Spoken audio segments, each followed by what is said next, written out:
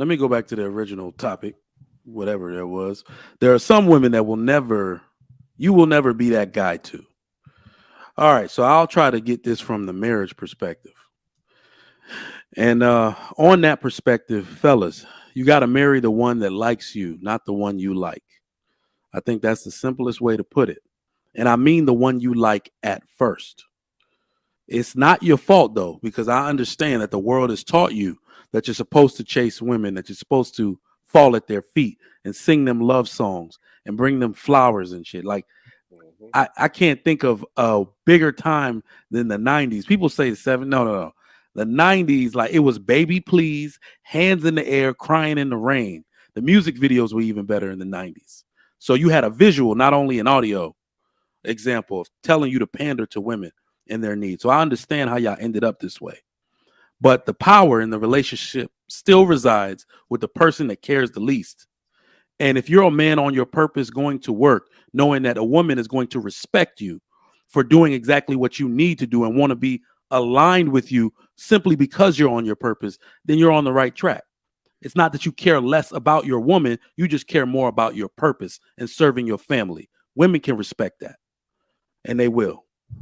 So remember that a woman, a married woman, more specifically, a wife, is there to serve. A woman don't serve no dude she can't respect. So a woman doesn't respect the dude that chased her. So it's just that simple. Work, reverse engineer it and understand that you're not supposed to chase women. You got to understand something. My wife was my ex-girlfriend. I was out here living the life. And I guess she went and dated a dude and was like, oh, snap, I should have never let the last one go. And I was just picking up her phone like, can I help you? I thought we broke up. Right? But she the one who said, my father said it. Go with her. Go with that one. She was good stock. I'm glad to see she want to be back in your life. That's a good girl right there. You out here chasing tail. Don't trust yourself. Don't go with the one with the fat booty and, the risque clothes. Go with that one. She's a good one. She wants you back. And I took her back. And I'm living a damn good life because of it. My mic is muted. Let me ask y'all a question. What is it that I said the most I'll do for a woman? Anybody knows? Change your tires. Eat her ass. Eat her behind. Eat her ass and change tires. And buy her some tires. Exactly. And put oil in the car.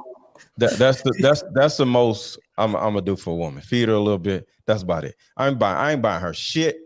If I take her somewhere, it's because I want to fucking go. I ain't doing nothing. Buy her a pack of bubble gum so she, when she kisses you, she can at least clean up some of that breath. But I'm just saying, I say that because that's how I live my life. I ain't taking no goddamn where unless I want to go.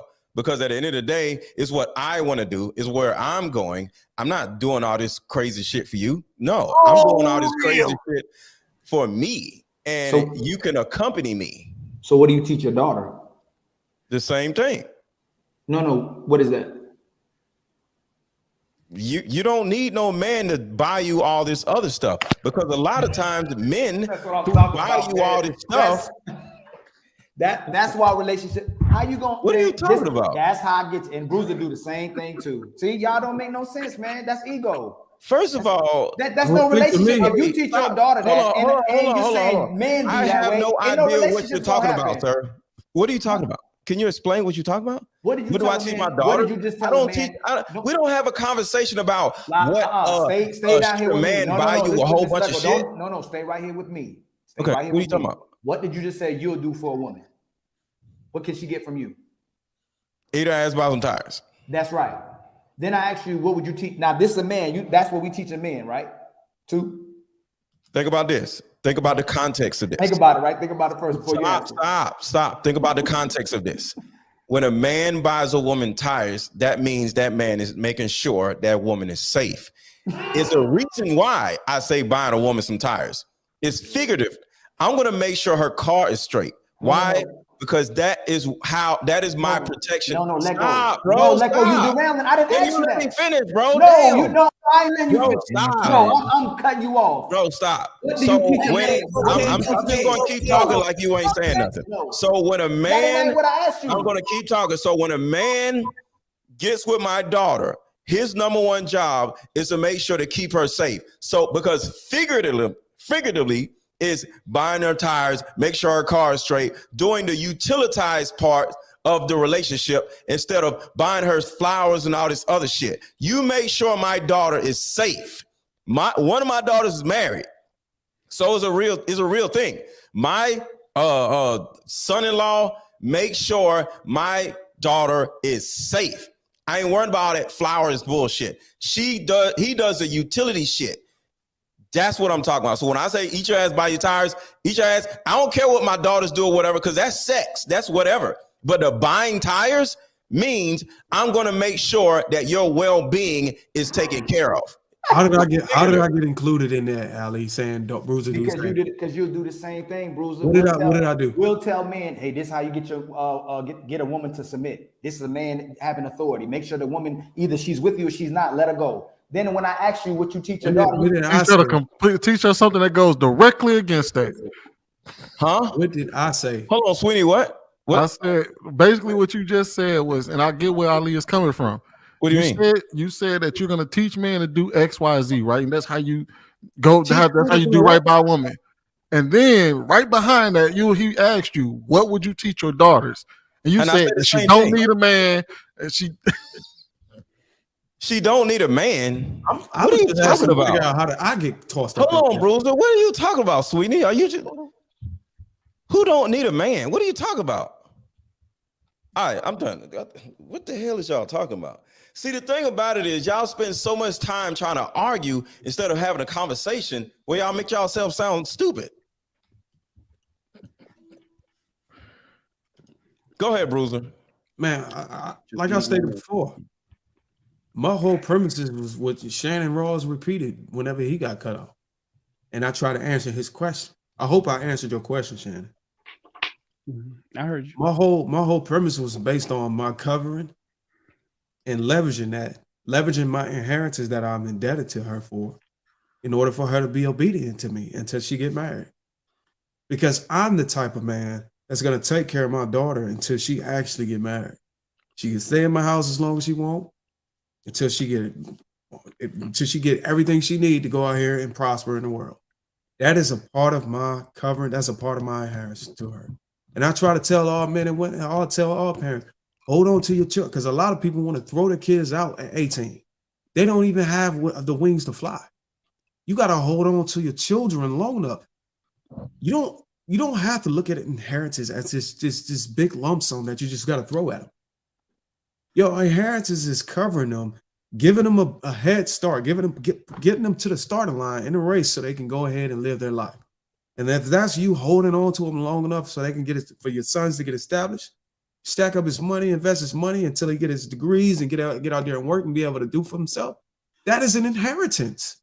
It's something that our community don't have because we don't have any standards. Nobody knows this. Nobody's sharing this because we don't have a mutual interest. So I'm saying if you leverage these things that you're going to give to your children, they will obey you. But it's just sad that more often than not, the father is not in the household to even have this conversation or even have these things to give. So it's like a dead end conversation. But I'm a father, so that's why I'm speaking from this. I'm not taking this from nobody else, but this is just how I'm going to operate. This is the most optimized way I feel that I can get this thing done and get my children to listen to me. And every man has his own way. Every man has his own household.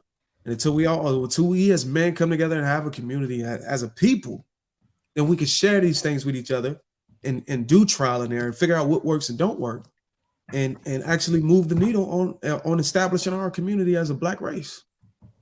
Yeah, instead of y'all trying to, not Bruiser, but instead of y'all trying to argue people's points, let's just have a conversation. Well, I will say this. I stand corrected, Mr. Lego. You did say no need a man, but you said don't need a man to buy you all this other stuff, which I'm thinking you referring to the cards, the candy, and yeah. Okay. Yeah, I don't want no man to be buying my daughter all this crazy shit. Just make sure she's safe. And with me, just like what I was saying to Ali, I'm not going to buy a woman all this bullshit. I'm going to make sure she's safe. I'm going to make sure her father recognizes that I am going to be her next father if she chooses and I choose her. And he can give her to me and I'm going to protect her just like he has. And he didn't buy her a whole bunch of crazy shit. And I ain't going to buy her a whole bunch of crazy shit. But what I'm going to do is the same thing as her father. Take care of her, make sure she's safe, and make her happy. That's about it. Unless my kids going into the military, happy, man, not happy being happy, safe. unless my kids are going into the military, man, my sons, they can stay here until they get themselves established, until they get themselves to where they can actually go and pay their own bills and all that stuff. Yes, I agree. I do agree with you 100% with that. There's a new world we moving into that's probably going to be necessary if we really want to be real about it. Yeah. I actually want to buy a house big enough where everybody can move in and have their own space and everything, like an 8-bedroom house or some shit like that, and everybody has their own space and everybody lives in the same house. Me too. I ain't doing that shit, man. It's as bad. It's gonna be a dark world coming. I mean, it's gonna be vital. Today's society, that might be the best. If some crazy shit happens, we all in the same house, up under the same system, with the same weapons and all that other shit. Indians do it. Hispanics do it. The Arabs do it. Africans do it. All of them. Africans do it. They stay together because and generationally, because how you don't want them to be influenced by the outside world. So make sure they always have a supportive family. Ali is correct, because I actually talked to a guy that I was in the military with, and that's how all 7 of their siblings did. They all bought one house and lived into it for a whole year. They all put their salaries together and paid the house off for the whole year. And the 6 until one got in his married and his family. And the one that had a marriage and family kept the house, and all 6 of the rest of the siblings moved into a whole nother house, paid that off for the year. In 6 years, they had all 6 houses paid off in full. Yeah, look, I get what y'all saying, but I live in a country of privilege. So my kids should be able to get the same thing I get. Now, that's not to say that I won't leave them anything or won't help them, but they don't have to be in my house to do what they need to do. No, Sweeney. Yes, they do. That's him. Yes, they do. Look, you got to 21. You got to 21. 3 of them. You got 3 kids? How old are they? They like old or young? 13, 12, and 11. That's why he's saying that. Damn, Sweeney. Nerves there, right? You ready? Sweeney, what the heck? We're not gonna speed past those ages. Like this dude don't got Irish twins walking around his mother. That's crazy. God, well, you ain't get your wife no break. No, I know, right? Well, as y'all know from the last conversation, I got an adopted daughter. Then I have my son. He a beta. No, I'm just kidding. But Sweeney, the thing about it is, you do want to experience or allow them to experience life away from you and allow them to come back. Because I allow my kids to go out in the world, and if they want to come back, they come back. You know what I'm saying? So, you always like, I'm always gonna be a safe haven for you, but I ain't the permanent. And that's what I'm saying. The safe haven until they, until my daughter finds a husband. The chat said Sweeney taking care of one of my kids. What the hell? Oh no. Hey, okay, Sweeney. Come on, Sweeney. See, now Bruce is just trying to be disrespectful. Bruce is trying to be disrespectful. That's that bald head energy right there.